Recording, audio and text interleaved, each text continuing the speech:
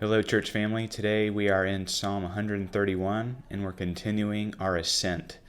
It's a psalm of ascents today, so let's look at this psalm together and see what it has for us. A song of ascents of David. O Lord, my heart is not lifted up, my eyes are not raised too high. I do not occupy myself with things too great and too marvelous for me. But I have calmed and quieted my soul, like a weaned child with its mother. Like a weaned child is my soul within me.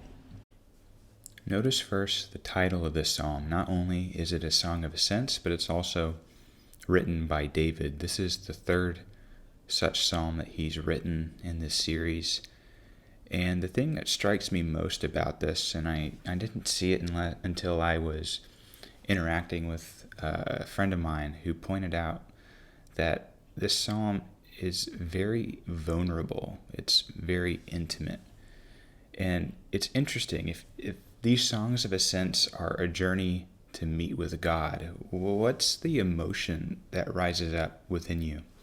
Is it fear? Is it worry? Is it the feeling of inadequacy, of not measuring up? That when we go before a holy God, we're full of all the many ways that we are not God, that we don't measure up. And you can sense a little bit of this with David when he says, my heart is not lifted up, my eyes are not raised too high, I don't occupy myself with things too great and marvelous for me.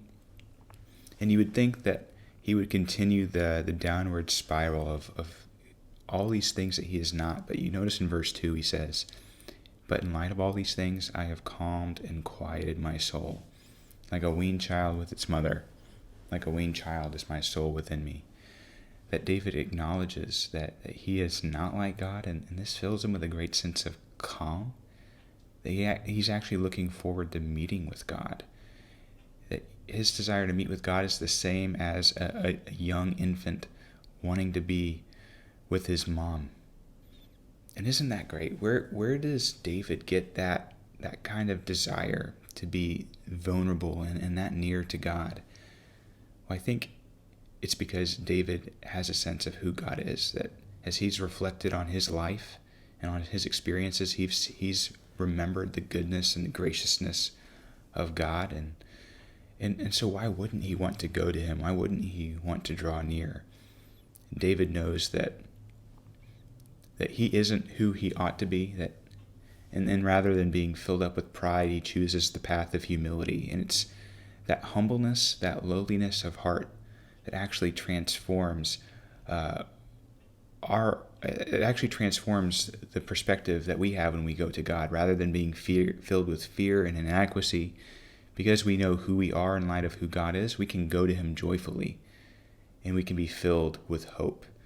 And this psalm ends with a call to hope in the Lord from this time forth and forevermore, because for all that we are not, God is infinitely more. So Psalm 131 is a challenge for us to be vulnerable, to desire a deeper intimacy with God, and to go to him and find in him all the things that we lack, and be filled with hope and courage for our day.